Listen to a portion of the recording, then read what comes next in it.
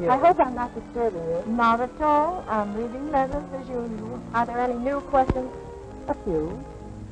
But you know, it's always so interesting as to why there are so many questions about table manners.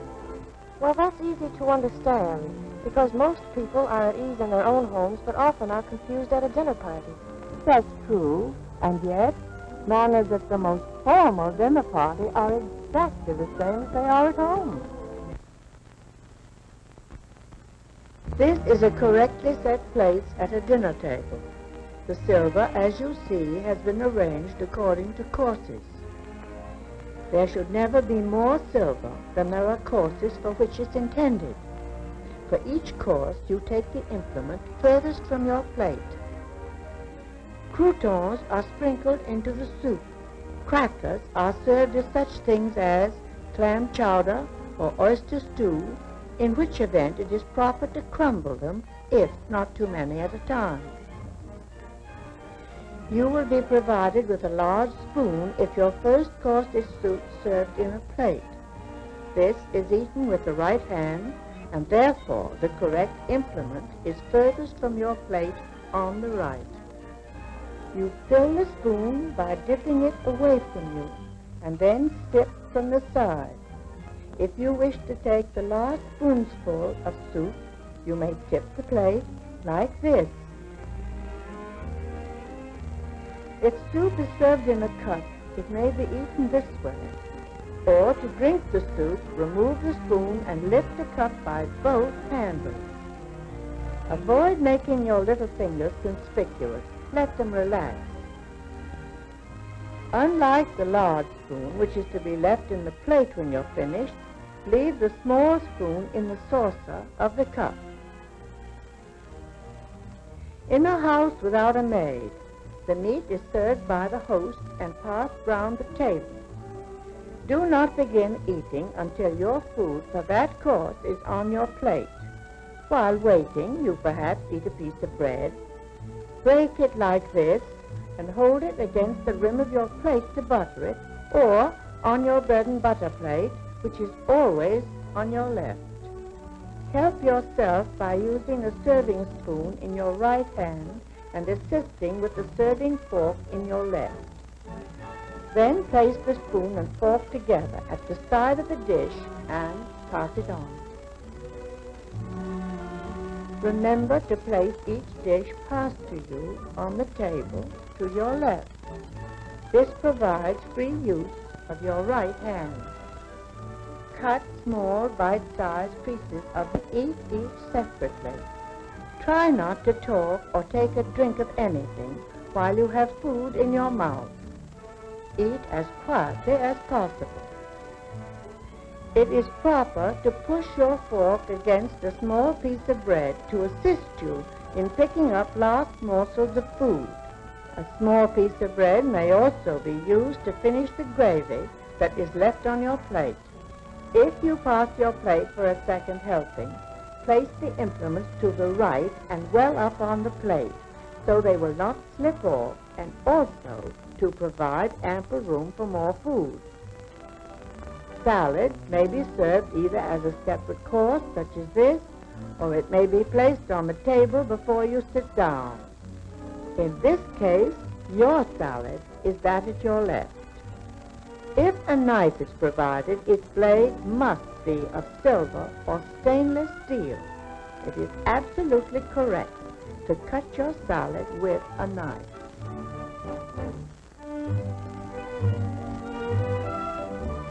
Properly, every dessert may be eaten with both fork and spoon. If you're served a whole peach, such as this, hold it with the fork in your left hand and cut the fruit around the pit with the spoon in your right.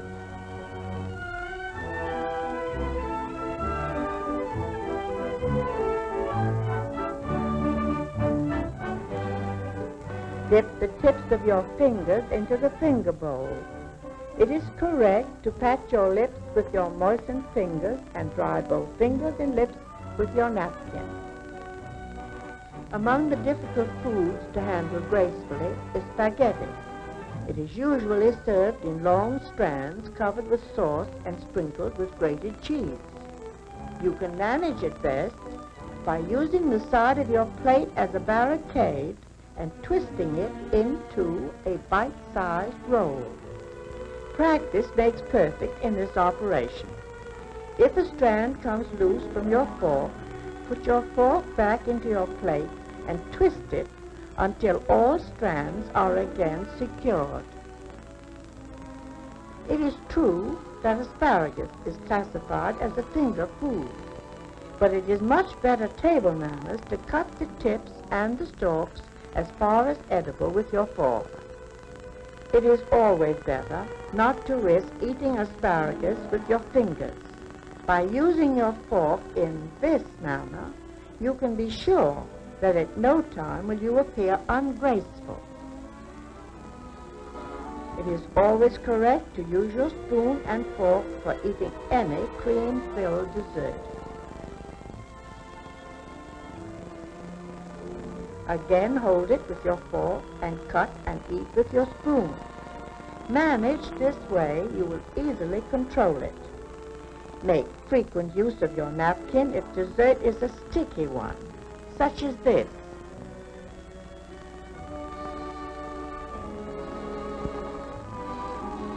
Fruits, such as stewed cherries, which you put into your mouth, pits and all, may be eaten with a spoon alone.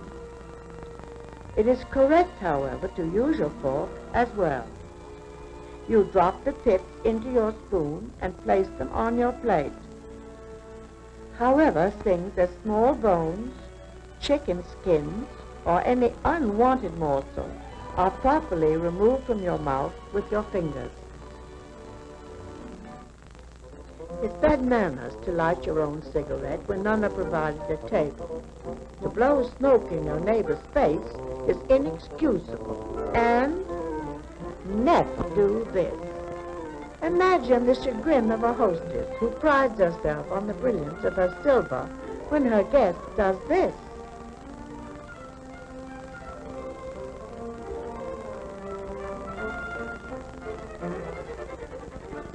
And adds insult to injury by being suspicious of the glassware. Blow your nose if you must, but do it inconspicuously and be sure your handkerchief is fresh. And don't apologize. You can't help coughing, but if it lasts any length of time, you should leave the table.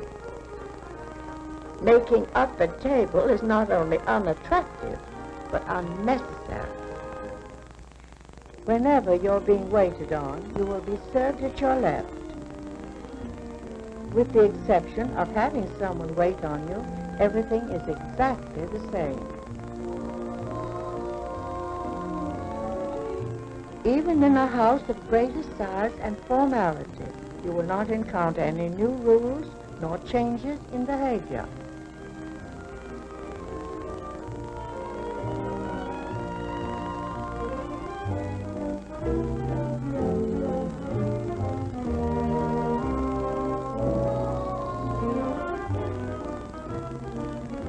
The beverage which you accept will be poured for you in its correct glass.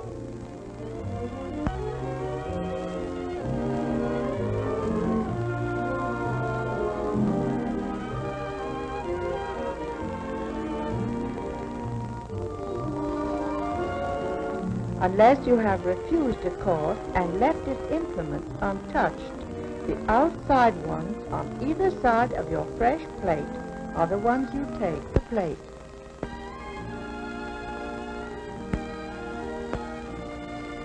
As you see, all table manners follow a set pattern.